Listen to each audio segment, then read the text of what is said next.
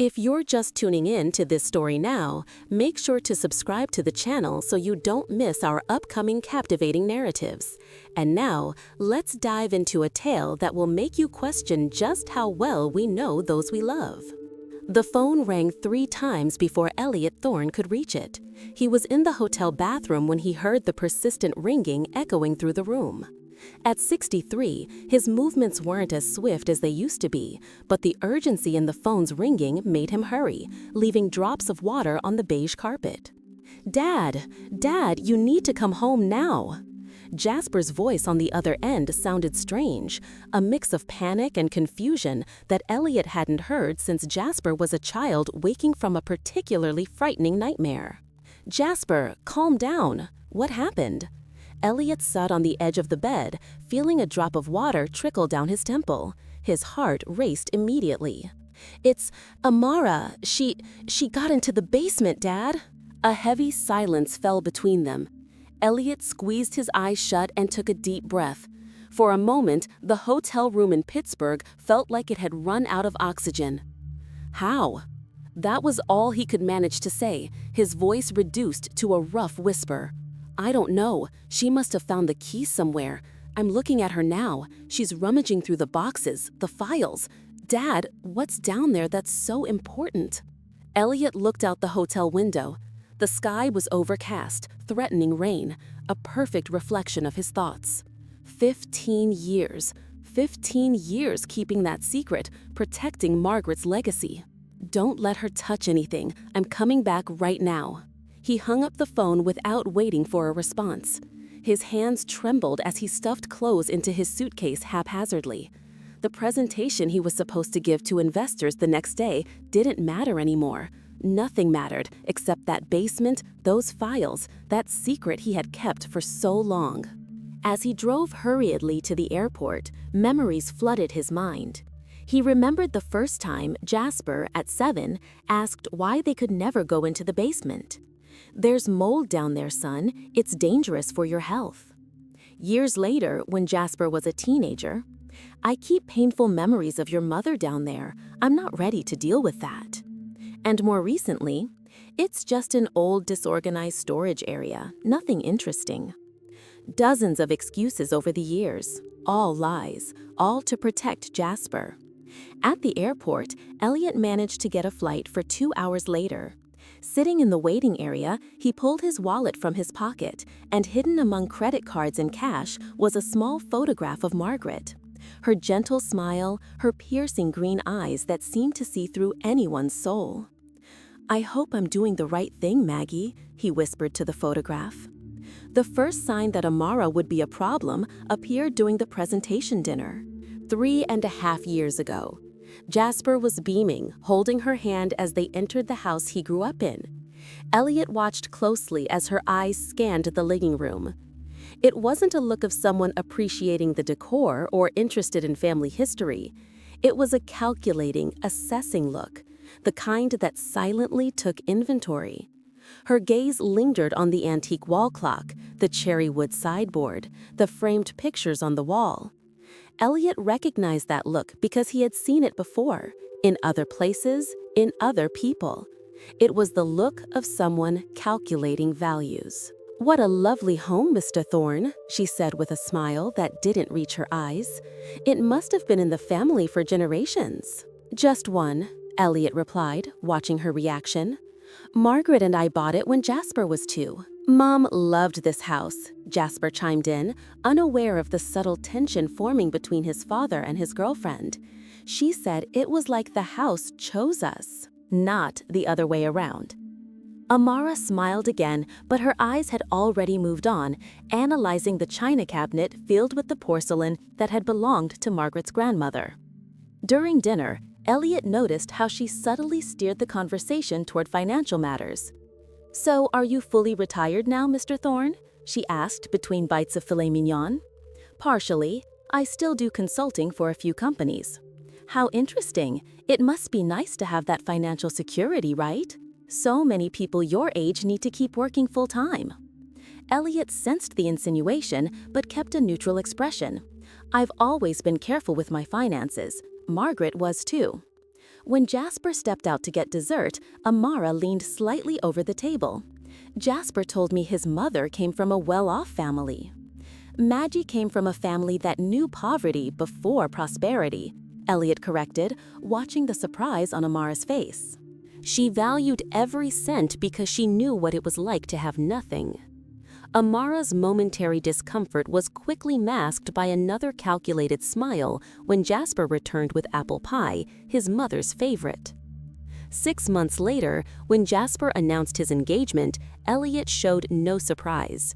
He simply asked to speak with his son privately in the upstairs office. "Are you sure about this, son?" he asked, sitting behind his solid oak desk. Jasper looked slightly offended. "Of course I am, Dad. I love Amara." "And does she love you, or does she love what you can provide for her?" "Dad, I can't believe you're saying this." Jasper's indignation was genuine, his eyes, so much like Margaret's, shining with contained rage. "Amara isn't like that. She doesn't even know about the trust fund or anything related to Mom's money." Elliot sighed deeply. "Just promise me one thing. You'll sign a prenuptial agreement." "That's ridiculous. Amara doesn't." "It's non-negotiable." "Jasper, your mother, she made sure certain arrangements were in place. I can't interfere with that even if I wanted to." That wasn't entirely true. The trust fund created by Margaret certainly protected most of the assets, but there was flexibility. Elliot, however, didn't mention that detail. In the end, Jasper relented, mainly because Amara surprisingly didn't object to the prenuptial agreement. "It's just a piece of paper, love," she said while signing the document without reading the fine print or consulting a lawyer. "We don't need this because we're going to be together forever." Elliot hired the best family law attorney he could find. The document Amara signed was practically airtight. As the plane sliced through the sky toward Boston, Elliot leaned back in his seat and closed his eyes. Memories of Jasper and Amara's wedding 3 years ago flooded back. The extravagant ceremony she insisted on having, far beyond what Jasper had originally planned. The $20,000 dress, the honeymoon in Bali.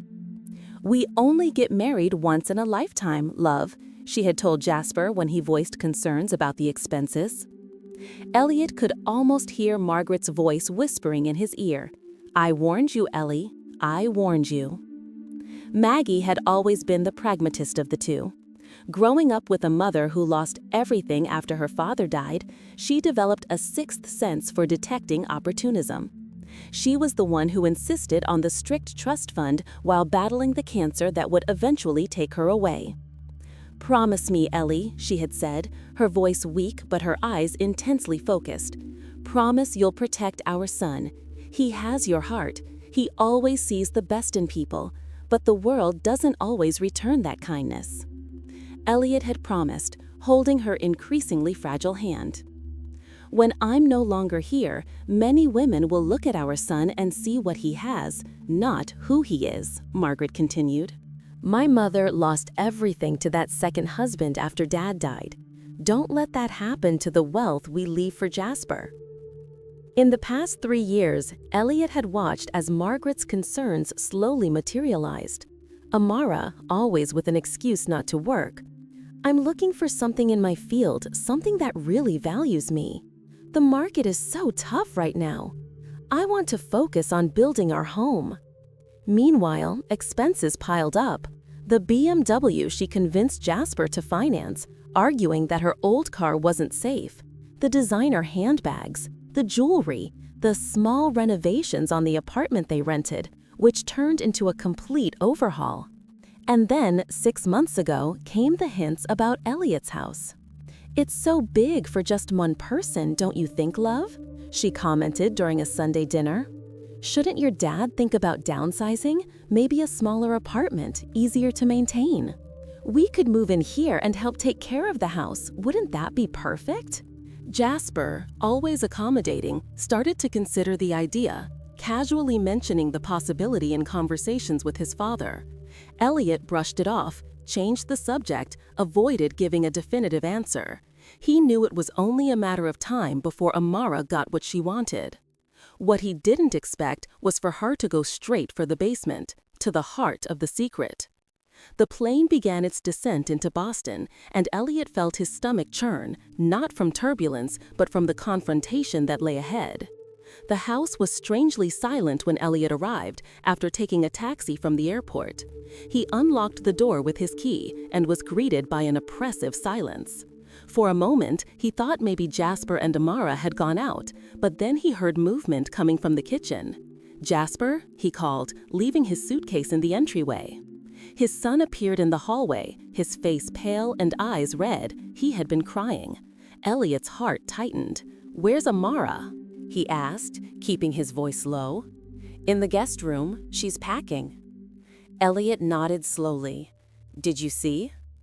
"I saw enough," Jasper replied, running a hand through his dark hair, a gesture so reminiscent of his mother that Elliot felt a pang of pain. "The trust fund documents, Mom's will, the changes you made, the research Amara did online that you printed." Elliot sighed. This wasn't how he imagined Jasper finding out the truth, but maybe it was for the best. "Let's go to the office," Elliot said, placing a hand on his son's shoulder. "We need to talk." In the office, Jasper sat in the leather armchair while Elliot poured 2 glasses of whiskey. "Why didn't you ever tell me?" Jasper's voice was filled with hurt. "Why all the secrecy?" Elliot handed a glass to his son and sat across from him. "Your mother wanted to protect you, and I promised her I would." "Protect me from what? From knowing I'm rich?" There was an unusual bitterness in Jasper's tone. "From people who would love you more for your money than for who you are." Elliot took a sip of the whiskey, feeling the amber liquid burn down his throat. Margaret grew up seeing what happened to her mother after her father died. That charming real estate agent, her second husband, got access to everything. In less than 2 years, her grandmother was practically destitute. Jasper stared down at the glass in his hands, swirling the liquid slowly. "So Mom set up this trust fund before she died." $1,300,000, Elliot confirmed, conservatively invested over these 15 years.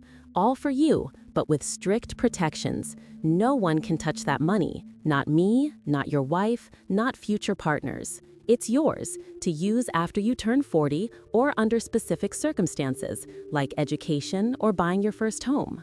And the prenuptial agreement? It was reinforced, more stringent than the standard. Amara didn't read it carefully, nor did she hire a lawyer to review it. Jasper shook his head slowly. "And the research online?" Elliot leaned forward. "I installed software that monitors the house's Wi-Fi about a year ago when I started suspecting Amara was looking up information about the family wealth. In the past few weeks while you were here, she searched how to contest a prenuptial agreement, how to find out if there's a trust fund, how to access a will without the family knowing." He paused. "And, more concerning, how to convince husband to sell parents' house." Jasper closed his eyes for a moment, absorbing the blow. When he opened them again, there was a clarity that hadn't been there before. "So all those suggestions about us moving here were to get you to sell the house eventually," Elliot concluded. "And I'm sure she would have found a way to access that money." A heavy silence fell over the office. Outside, the sky began to darken, and the first raindrops tapped against the window. "Why the basement?" Jasper finally asked. "Why keep everything down there?" Elliot smiled sadly. "It was your mother's favorite place in the house. She dreamed of turning it into an art studio, remember? She never got to fulfill that dream. After she died, it became a sort of sanctuary for me. I kept the documents down there, along with her personal things, her unfinished paintings." The office door swung open abruptly, and Amara stood there, her eyes red but her face as hard as stone. "So this is it? You two conspiring against me?" Her voice was heavy with indignation, but there was something else there, the tone of someone caught in the act. "Wanna know what I think, Jasper? I think your dad has always hated me and has done everything to keep us apart." Jasper looked at the woman he had shared the last 3 years of his life with. Suddenly, she felt like a stranger. "That's not what's happening here, Amara." "And you know it," he replied calmly. "I saw your searches. I saw how you've been planning." "Planning? What are you talking about?" She tried to sound offended, but there was a slight tremor in her voice. "How to contest a prenuptial agreement, how to access a will. Why were you searching for those things?" Jasper set his glass on the side table, standing up to face her. For a moment, Amara maintained her facade of indignation. Then, seeing there was no way out, her posture shifted. Her shoulders sagged slightly, and something calculating emerged in her eyes. "What did you expect, Jasper? That I'd be content with a husband who makes $65,000 a year while we live in a rented apartment?" Her voice now carried a tone he had never heard before. "I've known from the start that your family has money. Your mom came from an influential family. This house," she gestured around, "is worth at least $1 million just for the location." Elliot remained seated, watching the scene unfold. His heart ached for his son, but he also felt a strange sense of relief. The truth, as painful as it was finally coming to light. "So you married me for the money?" Jasper's voice was almost a whisper. Amara let out a short, bitter laugh. "Don't be naive. Of course I fell in love with you, Jasper. You're kind, caring, handsome. But marriage isn't just about love. It's about building a life together, about security." She shot an accusatory look at Elliot. "And your father knew that all along. That's why he did everything to keep me away from what's rightfully mine." "None of this is yours," Elliot interjected, his voice firm but controlled. "The trust fund is Jasper's, created by his mother. The house is mine, bought with the money from our hard work. The prenuptial agreement you signed without reading guarantees that you leave this marriage with exactly what you brought into it." Amara turned to Elliot, her face twisted in anger. "You've always hated me." "No, Amara, I've always seen who you really are." She turned back to Jasper, changing tactics. Her eyes filled with tears, and she reached out to touch his face. "Jasper, love, don't let your dad separate us. We can work this out. Yes, I was curious about the family finances, but that doesn't mean I don't love you." Jasper recoiled from her touch. Something had shifted in his eyes. The hurt was still there, but so was a new resolve, a clarity. "I want you to leave our home, Amara." "What?" She looked genuinely shocked. "I want you to leave, now." "You can't be serious. Where will I go?" "There's a Holiday Inn 10 minutes from here." Jasper took his wallet out and pulled out some cash. "Here's $60 for the room. You can use our joint account for other expenses until we sort this out legally. I think there's about $800 in there." $60? Is that what 3 years of marriage are worth to you? The indignation in her voice was palpable. "No," Jasper replied, his voice surprisingly firm.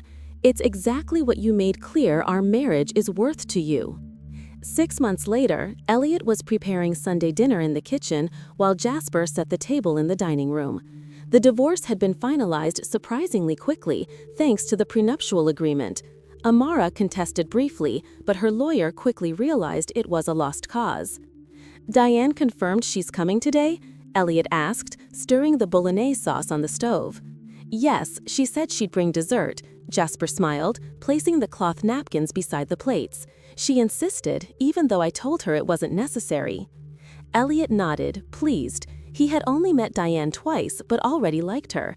A high school history teacher, she insisted on paying her share when going out with Jasper, and had a genuine passion for her work.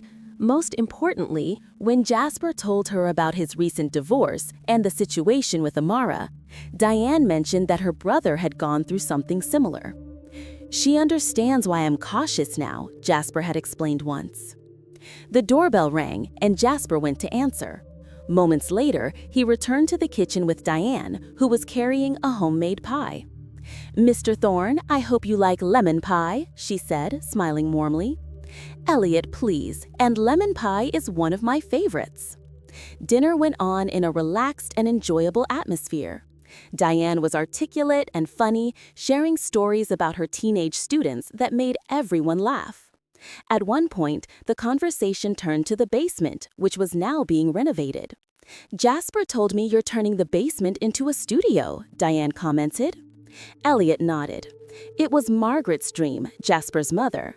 She was a talented artist, though she never pursued it as a career. "Actually," Jasper interrupted, "I want to show you something after dinner, Dad." After dessert, while Diane helped clean the kitchen, Jasper led Elliot to his laptop in the living room. "I've been thinking about this for a few weeks," he began, opening a document.